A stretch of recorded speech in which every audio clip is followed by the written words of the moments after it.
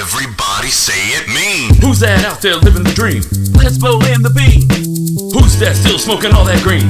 Let's blow in the bean. Come on, y'all, let me hear you scream. Let's blow in the bean. Let's blow in the bean. Let's blow in the bean. Go. Welcome back to a very special edition. Coming at you for your weekend pleasure. We do have a Lapbees Award going on this weekend. How has the last few days been going for you, Lesbo? It's the best of 2017. Wom, wom, wom, wom. The Lappy Awards. You look so nice and dressed up. Thank you. You got the velvet on today. You got the velvet on. I like your vest, the very button up with the bow tie. Feeling Look very extra clean. butch today. We definitely decided to clean it all up for you guys and bring it the best of ourselves. We both got to fresh the show. haircuts for the episode. Looking nice. So a new year, new way to get going with things, and this is the first edition. Am I noticing? Do you have "fuck you" pinstripe on your suit? As a matter of fact, I thought it was velvet, but as a no, matter it's of that fact, "fuck you" pinstripe. Merry Christmas, Happy New Year to the bean. Got a little gift from the old Does that say ladies. "fuck you" in Spanish?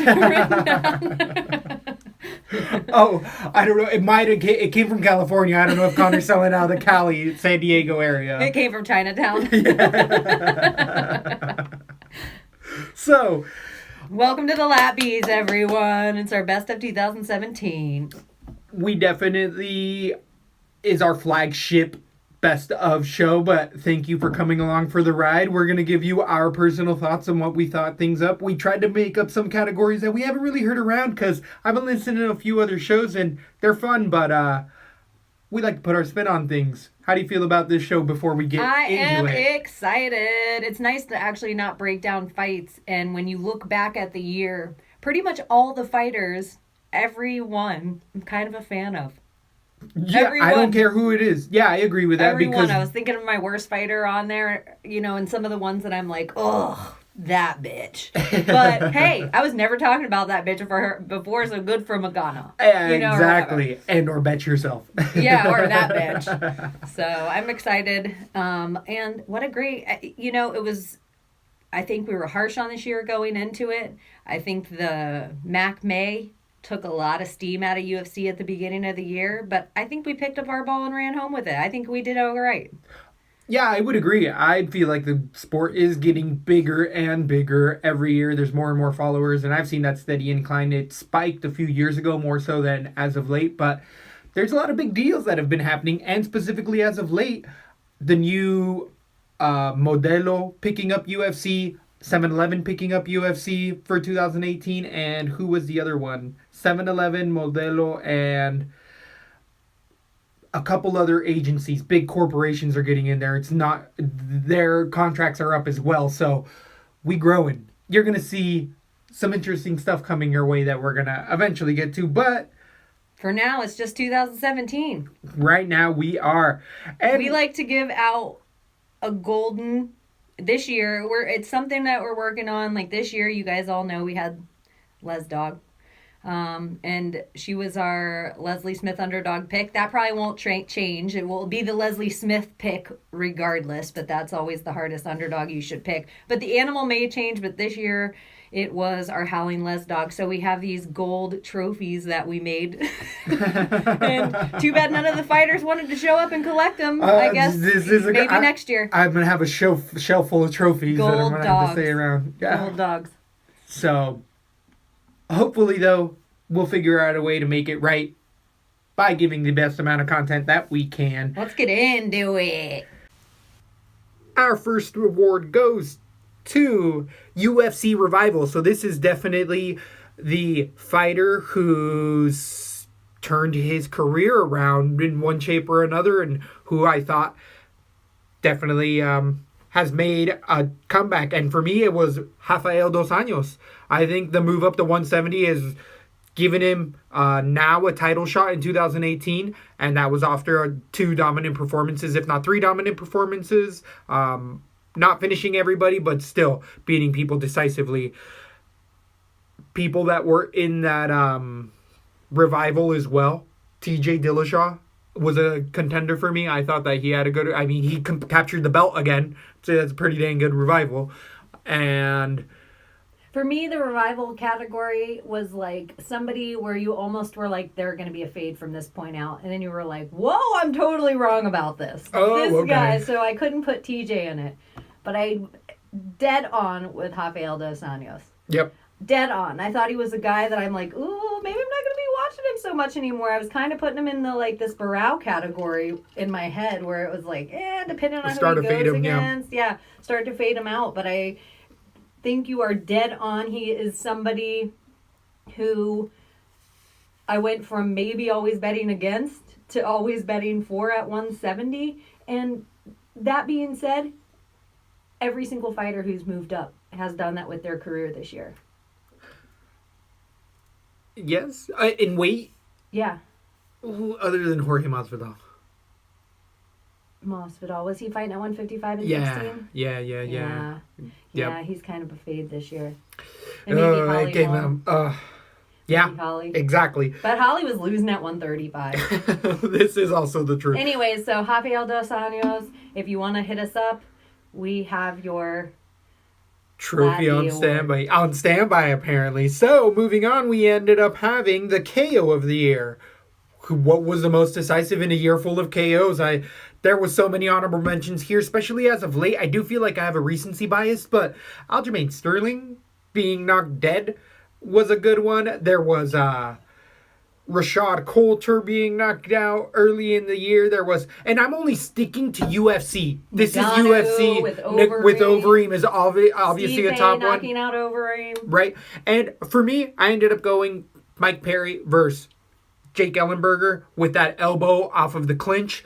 To me, that was just Ellenberger was completely out, was out for a little while longer. I do think he left on his own 2 feet, but still, Matt Brown versus Diego Sanchez was close to that as well with the Matt Brown elbow, which was a contender. Elbow was pretty versus amazing. Diego Sanchez. So there was a lot of contenders, and I know I'm missing tons of other ones, but for me, I really like that Perry elbow. It was elbows just make me get shake inside. Maybe we can get Platinum Perry that trophy there at the UFC Orlando.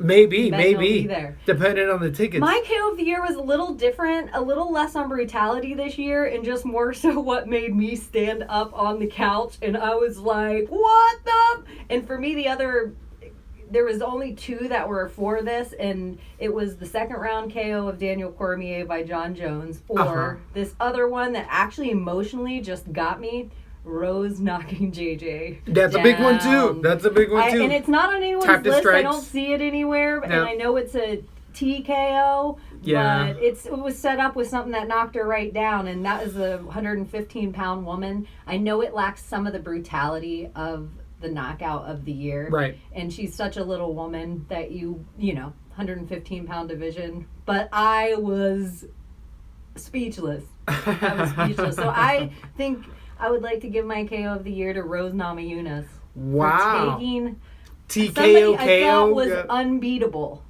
off their throne. Definitely, Rose is getting a lot of awards on a lot of shows, and she'll appreciate this one the most. She'll add the Lat B to the list. Definitely.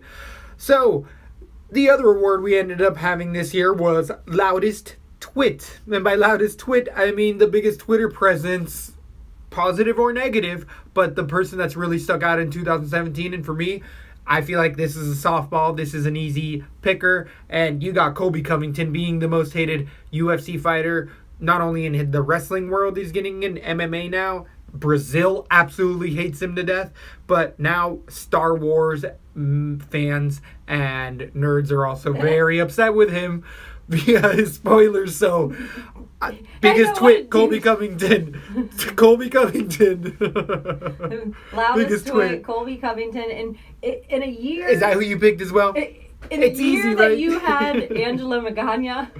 Right. And I have to say, who I thought battled Colby pretty handedly, closely for this. For a while. Paulie Malignaggi. Oh, I thought we were staying in UFC. You're not going to stay in. You're going out of there. I felt like Conor kind of brought a little of Floyd and Paulie into our world. It wasn't so much that I went into theirs. But Colby Covington, in a year that you had Angela Magana. And I have to say, who I thought battled Colby pretty handedly, closely for this. Paulie Malignaggi. Oh, I thought we were staying in UFC. You're not going to stay in. You're going out of there. I felt like Conor kind of brought a little of Floyd and Paulie into our world. It wasn't so much that I went into theirs. that all being said, Right. Colby still wins this hands down for me as well. Yep. And I think he gets the platinum loudest twit award. So it's not gold. No, his is platinum. His is actually platinum because we agree. I think when we agree on something, It's theirs next is level. a little extra special. But I think his could be diamond. His could be diamond this year because I don't know if there was a louder twit than Colby Covington. So. Congratulations, Colby And he's a guy we Covington. didn't give a shit about in 2016. And he wouldn't have got any of those fights that he got this year without that presence. Totally agreed. So he played it right, even though a whole country of deadly Brazilians hates him. So changing gears from specific fighters a little bit, we're switching on over to best fight card of the year. I think hands down, this is also a gimme. This is kind of a softball. 217. Not only did it have 3 belts that all changed over hands from JJ Rose that started it to TJ finishing Garbrandt and GSP coming back and winning the 185 belt. Not only that, there was also a couple fights in there on the night that were some of the fights of the years that are going to come up later in the show, I feel like, for me personally, because it was such a good card. 217 going to be in the history, one of the top 3 cards of all time. Headed DQs, finishes, submissions, knockout, The whole night was everything. amazing. I agree with you. That was another platinum. That's another platinum dog going out there to the UFC there. So Yes. UFC, get a hold of us.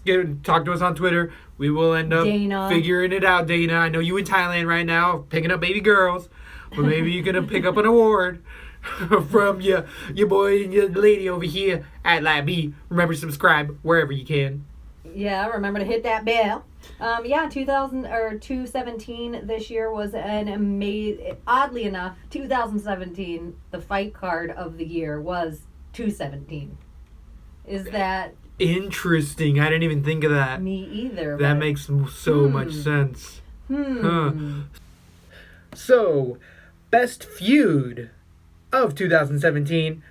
There was also a lot of contenders in there.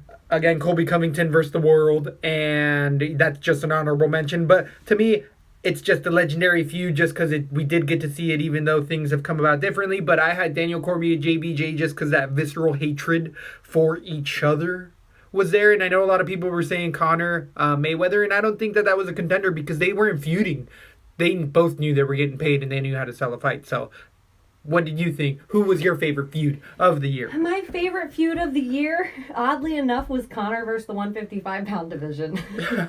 Every single fighter in the division said his name. Every single fight card of the entire year, we said his name. Yep. Every single 155-pound fight. It was interesting whether it was Poirier, Alvarez, Gaethje, Ferguson, Khabib. Oh my gosh, Conor came up everywhere. Yep. So I just thought it was very interesting, and I think we'll also see that feud bleed into 2018, if not, forever. We'll see. We will see. So, next one we ended up having for the Latvia Awards. How do you get... quick, who gets that then? Conor himself gets the Latvia Award? He gets one sent to him? And I guess Cormier, JBJ, we got to send him for? I have 7 billion of them made, so I could send them to the world.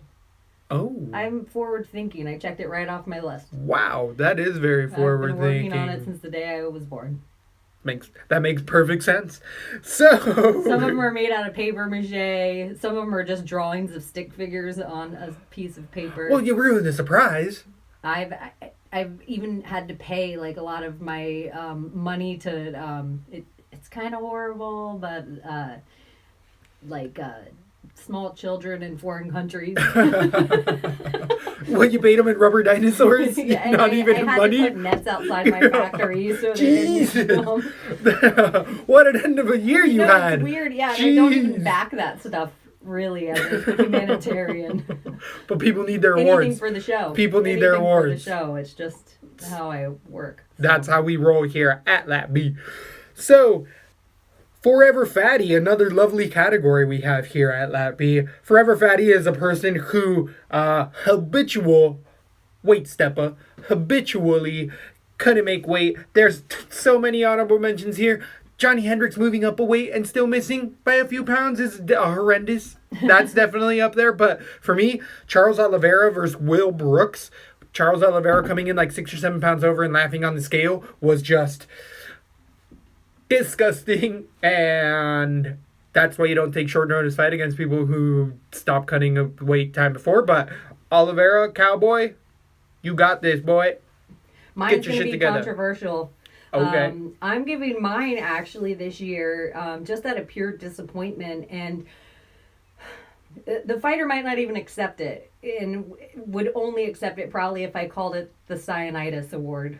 But I'm giving my Forever Fatty this year to Amanda Nunes. That's faking an injury. That's a different award. We don't have that. No, but I predicted that she was overweight every single time they stared across from each other, and that she wasn't going to make the weight in time. Weigh-ins came. She looked like, or she never made it to weigh-ins because she couldn't make that weight, regardless. But then she did later on. Yeah, but that fight, it lost some of its steam to me the second time around, Shevchenko Nunes. Interesting. I guess it'd be the third time around by then. So mine is completely out of spite, and it goes to the Lioness this year. The Lioness. All right.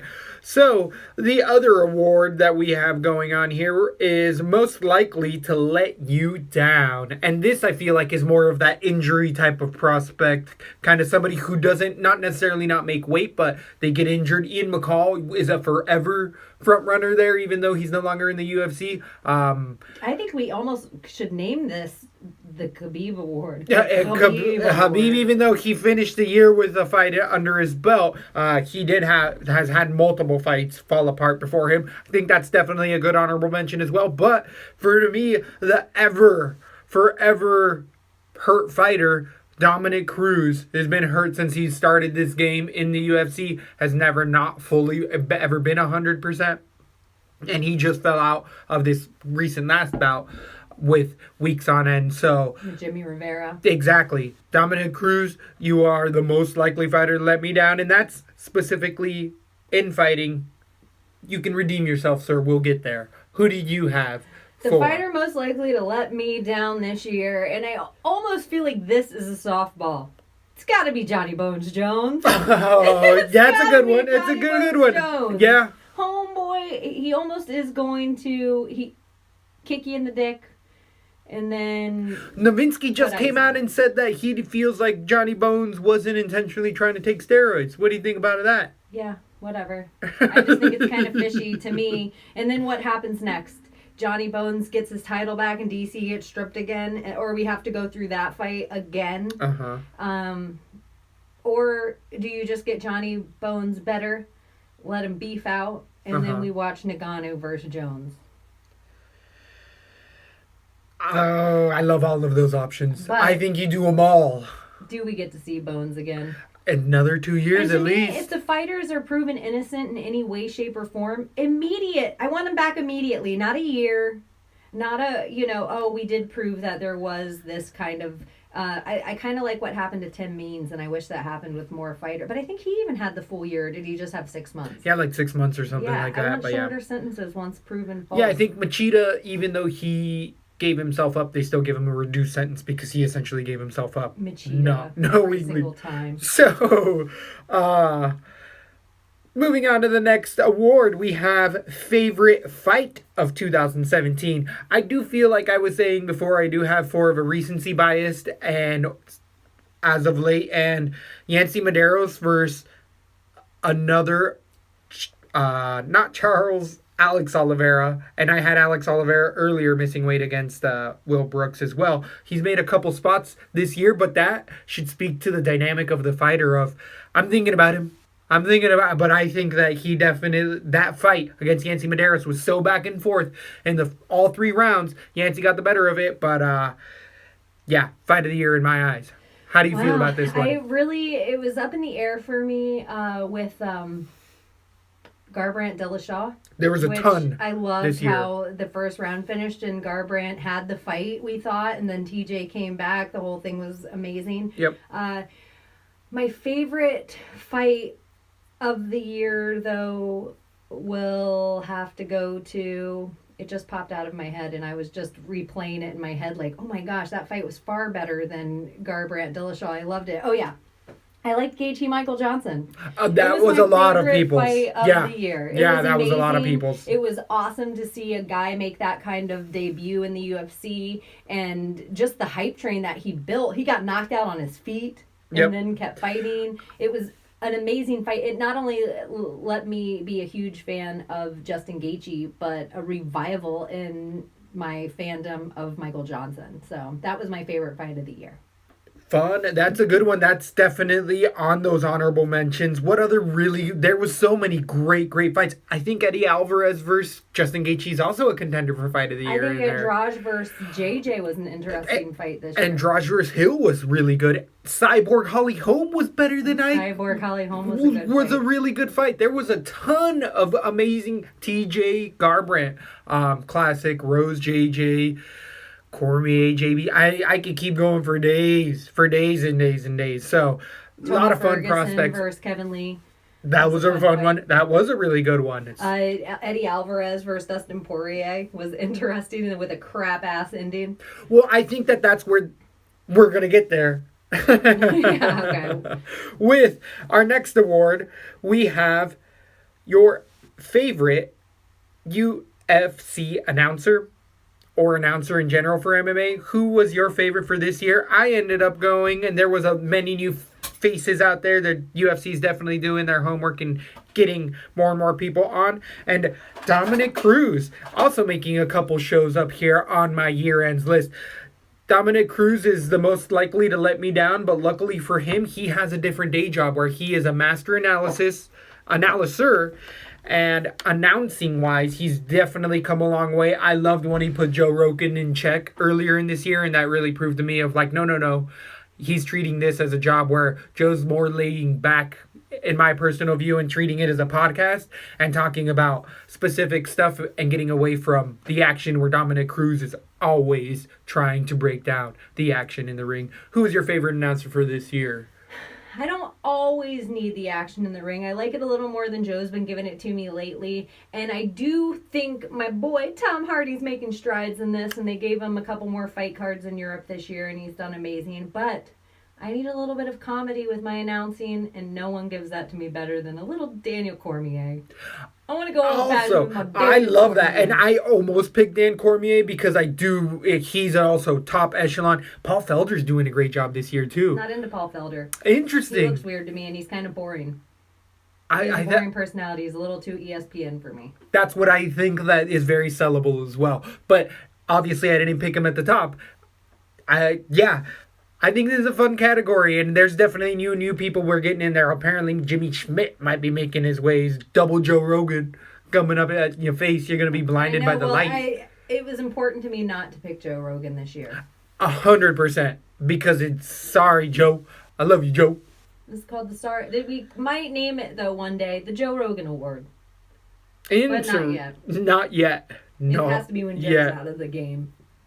So, staying in the MMA context, but kind of moving out of the direct UFC, the favorite other MMA podcast of the year. You definitely listen to a lot of other shows. I listen to a lot of other shows. We get the word out there. The audience is holding up a sign. Oh, what does it say? It says, remember to like and subscribe. Wow, thank you. We will definitely end up doing something for them. Maybe they're going to get a little pup or something, a little Lappy pup. Not living, copper. Of course, unless it's a rescue animal. No, it'll be a little copper pup. A little, copper. Side. Yep. Little copper les dog. Little Lappy award. So, there's multiple. I definitely have a lot to choose from, and there's more and more podcasts coming out every single day. But this is our favorite other MMA podcast. Correct. So, for me, it ended up being Jack Slack. Tends to break down fights. He writes for Viceland, Fightland, all those guys.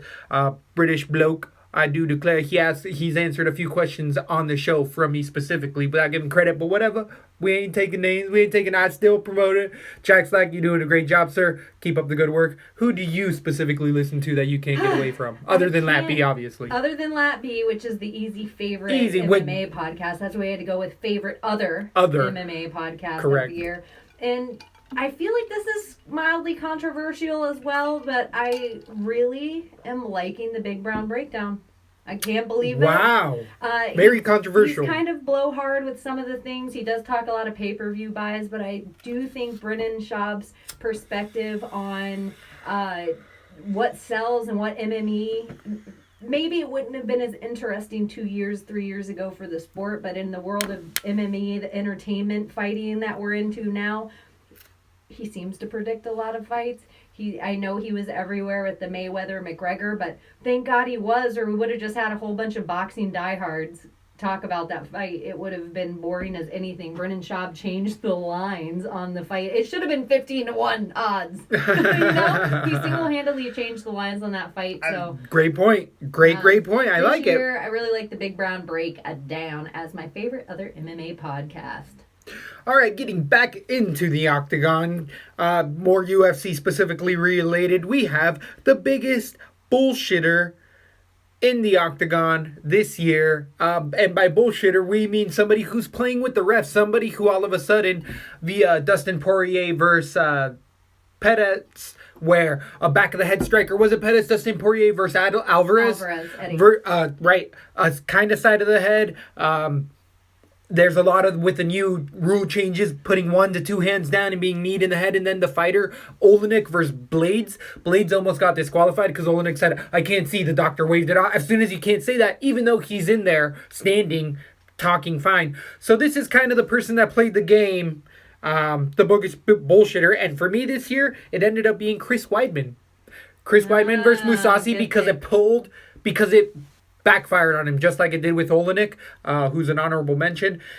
He played the game. Mousasi was like, no, those were legal, whatever. And because he stopped it to say like, oh, well, I don't know, I can't really see well.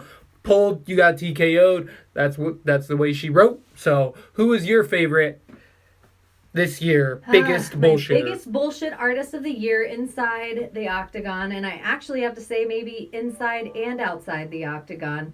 And for me, it is Cowboy Oliveira.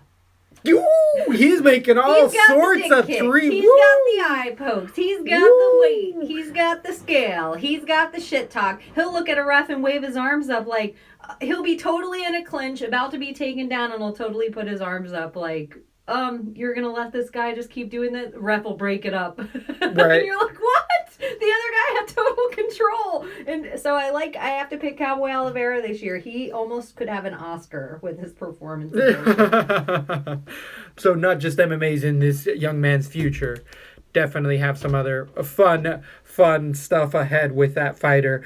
Moving on, we ended up having favorite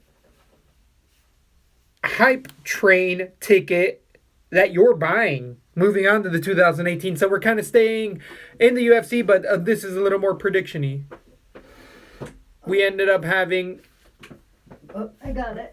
Sorry, a little technical difficulty. Just turning on the light switch. So, with the hype train, I ended up feeling like, to me, the most proved hype train this year that I'm buying all the tickets for is definitely Zabib Zabajalebov. The Russian, whatever, Zibit out of over that New Jersey team with a wow. There's a lot Frankie of hype Edgar. trains too. There's a lot. Francis. But he really did the two fights he had this year, the domination, the way he dominated. Just that is a fighter who's going to be a contender, guaranteed. Looks like a monster all the way around. Who was your hype train of the year? For the ticket of the hype train that I'm buying, and it's kind of interesting because I feel like we kind of created a lot of these hype trains and nobody else was on them. Mm-hmm. And we saw Whittaker coming from a mile away. We saw Darren Till coming from a mile away. Agreed. We saw Francis coming from a mile away. And the one that I'm going to buy the most, who I definitely have no doubt in my mind that he's going to continue to wear his belt in 2018, which that's what, when I was thinking of this, I was thinking who has the opportunity to win all their fights without question. When I was thinking of Francis, I have a little question of if Stipe can beat him. When I was thinking, all the other guys, I have a question of who can beat them, or I can think of somebody right now, except Robert Whittaker.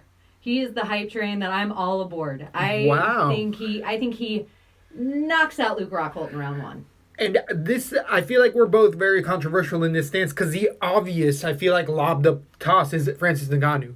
Yes. That's the Laba. But I did want to go a little bit deeper and be like, no. This is someone that people next year are going to be like, well, not even, because the hardcores know it's a beat. I like how we both kind of stayed away from the obvious one on that one. It's not a hype train anymore if we all see it. Like, or, right. like if it's the obvious, it's not really a hype train. It's not whether or not you're buying the hype behind Francis anymore. The hype is real. I feel like a hype train is still questionable if that light's coming through the tunnel. I like it. So, moving on, we ended up having most ducked fighter this year. I think this is a very Lat B specific phrasing here with ducking season all over your face. The obvious is Kamaru, the Lat B favorite of the year. We ended up switching over earlier from Jorge Masvidal, who put a good together, but unfortunately, it doesn't look like he's going to end up wearing that belt eventually. And this is the hype train that people have really started to get behind this year, and bring me along. And everybody's ducking Usman. I couldn't agree more. The most ducked fighter of the year is Kamaru Usman, and if he gets the opportunity to have the fights, he will wear the belt. Yeah, agreed. I think he will have enough people duck him in 2018. You're going to keep watching him fight guys of the ranks of Meeks and him school them and keep coming through the first and second. He's going to keep finishing guys in the first and second round. Yep. Until they give him a real contender, and until that point, it's really going to be one of the other guys calling him out. But I believe the UFC will protect the rest of the guys at the 170. It'll be a guy like Cowboy that is like, fuck it, I'll fight him. Yeah. Yep. That's exactly what's going to happen, because anyone who wants to keep their rank and do that whole game is going to want to fight Usman, because they can lose some rank. So, getting into an ultra specific, this is definitely our Leslie Smith underdog pick of the year, of the entire year. We've had a lot of great ones. We had tons of money. If you're following us for any amount of time this year, you know that our Lat B pick definitely comes through more often than not. 88% of the time. 88.2% of the time. I've looked up the number. Heavy duty odds there. And out of all of them, we have tons of honorable mentions with, I feel like Till was a good one. He might have been over as of late, but what other Lat B picks did we have in there that really were fan favorites that nobody else saw? Did Jakar close? He ended up finishing. No, I think he lost the fight. Well, some of them that even weren't.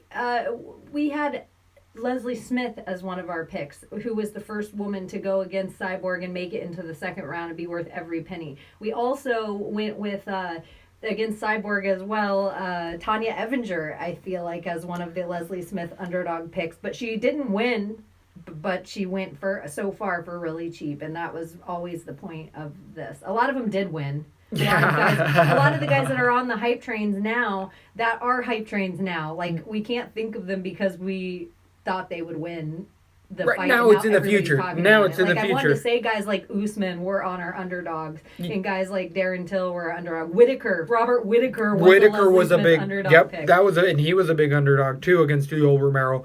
But even with all those, I'd say the odds-on favorite, just because it was one of the biggest underdogs of the entire year, we were both all over John Moraga, and he closed as one of the top 4 or 5 underdogs to come through this year against the up-and-comer. Chito Vera is a big one. We've made a ton of cash on Chito Vera.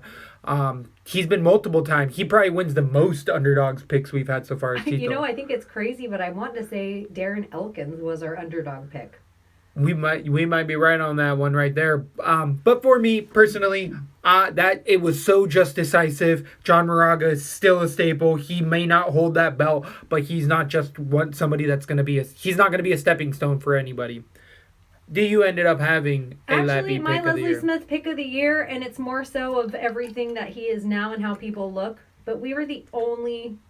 Now it's the obvious when everybody looks back, but at the time, it wasn't obvious at all, and our pick with Darren Till over Cowboy was huge. I thought so, too. That was a huge pick of the year. We were the only people that had it. Everybody said Cowboy was going to finish this guy. No one knew who Darren Till was. Every other podcast was pretty much talking shit about who is this guy, why is decision Cowboy fighter, this and the other, yeah. Yeah, so mine is Darren Till, which brings us to the final category of the year. So, Going a little more traditional with the final category, I do think that all of the mystique, clout, and everything should culminate to the end of this award ceremony that we have going here. We didn't dress up for nothing, and this fighter deserves everything and anything. Also deserves a little subscribe on your notifications, hit your bell, hit your likes, hit whatever you need to. But Let'sGoInTheBean.com if you need to find your feed, or you can find us on Libsyn, SoundCloud, iTunes, YouTube. Go on. The fighter of the year for the Bean. I do feel like I am throwing this one in. I'm underhanding it. I'm softballing this one. But the undefeated, long reigning, only champion the 125-pound division has ever had, still is reigning, had 3 fights. If we would have had a submission of the year, would have been a contender for submission of the year with his finish of Ray Borg in a Mighty Plex. Exactly, whatever he decides to call it. I don't know what it's called either. Oh, he's calling it a Mighty Whiz Bar, but fans were calling it the Mighty Plex, which is cool. I like a flying armbar.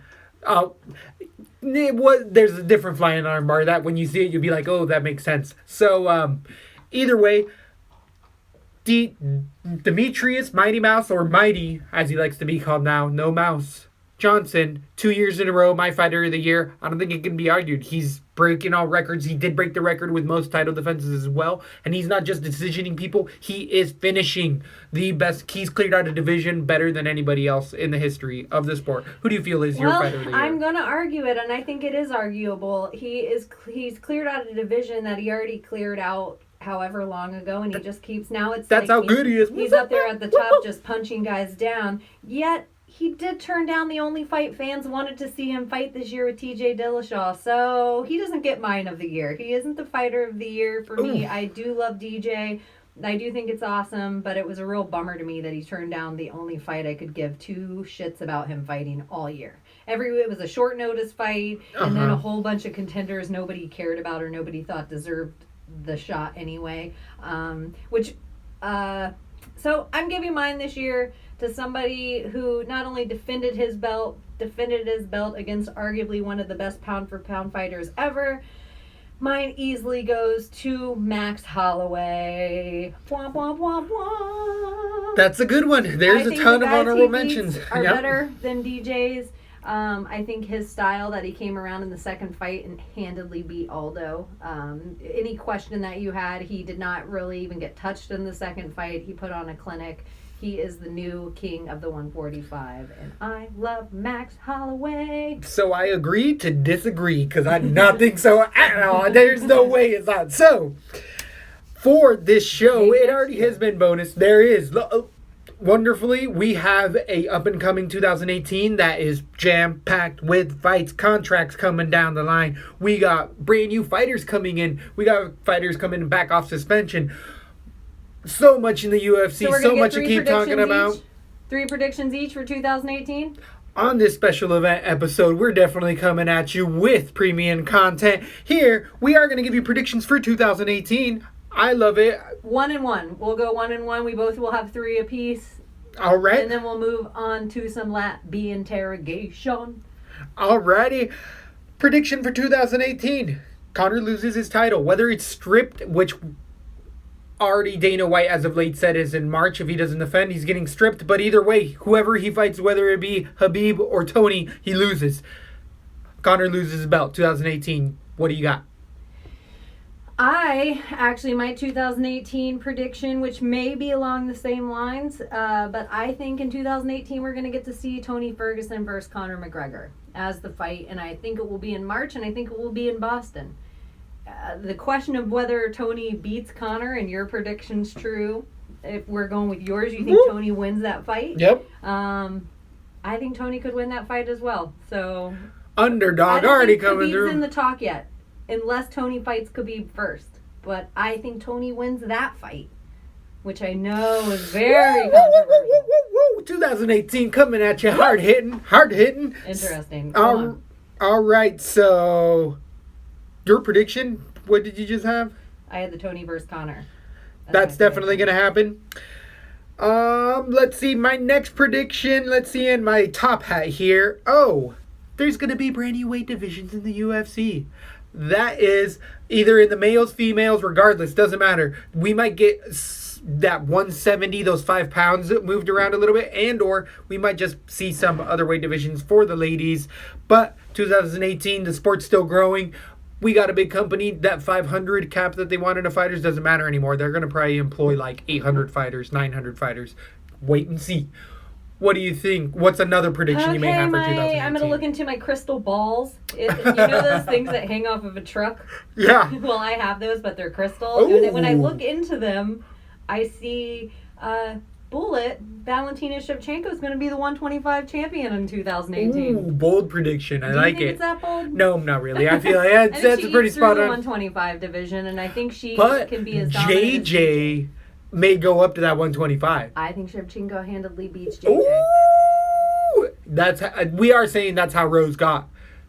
Is because Shevchenko ended up training how to beat her. I think she made Rose better on the ground. I think that Yeah. I don't think she made Rose better on the ground. I think Rose made her better on the ground. She Yes. made Rose better at stand up. And I think a telling thing of Bullet and how much Rose worked with the Bullet is the armbar that she put on Pena Shevchenko this year. Uh-huh. And that to me is we didn't even talk about it then, but you have to give full credit to Rose Namajunas for that armbar. That's not a regular Shevchenko move. She's not a black belt on the ground against, at the time, in the 135, the best wrestler in the 135 division, as far as a lot of people were concerned with Pena. But anyway, so my prediction, Bullet, 125-pound champion. All right. Which goes along kind of with your new weight classes in a way, because it is the newest weight class of 2017. It's already been built, though. So I'm predicting that there's going to be something else. There's going to be some other one, some other change-ups in there for sure. Like a 160 men's division.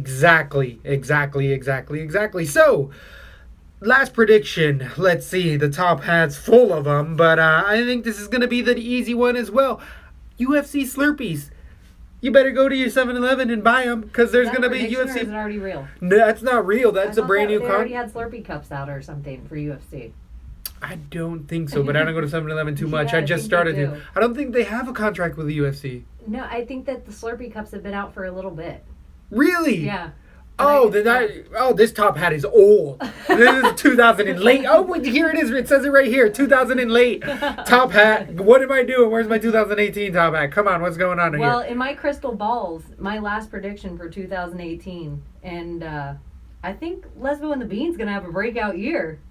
I think it's going to be huge. We're going to have shirts. We're going to have hoodies. We're going to have coffee mugs. Woo! We are going to be all over the place. New gear. What a fun prediction. YouTube. A lot to look forward to from Lat People are B. going to have Lat B masks. What? Yeah, like full Hillary. At basketball games, just like, Like hitting those Hillary and things. Obama, it's going to be like Lesbo and the Bean mask at parties. This is what a beautiful set of crystal balls you have there. I've been told that before. I have really nice crystal balls. Okay, you guys. So we're moving on to a new segment of the show where I like to call it Lat B Interrogation, which is just our version of fan questions, but we tried to think of a more clever name than every other cast is calling it. So I just figured I'd pick some of these off of it. We'll try to get more frequent looking back at all the questions sent on email and Twitter. We'll definitely try to include more of these into our show and maybe at the end of every single podcast. So right now, Shepherd for Life asks, what is your dream fight for 2018?